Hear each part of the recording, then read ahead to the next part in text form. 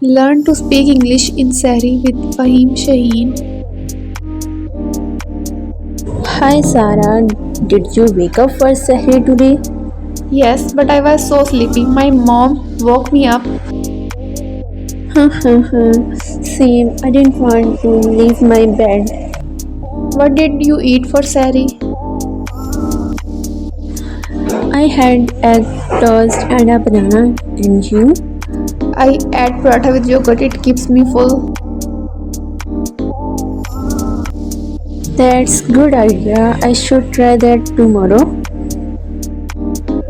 Yes, and don't forget to drink lots of water. Oh yes, fasting without enough water is hard. True, how is your fast going so far? Alhamdulillah, it's good and just feeling a little thirsty. Same here, but we can do it. Yes, Ramzan is such a special month. I love how we all wake up together for Sehri.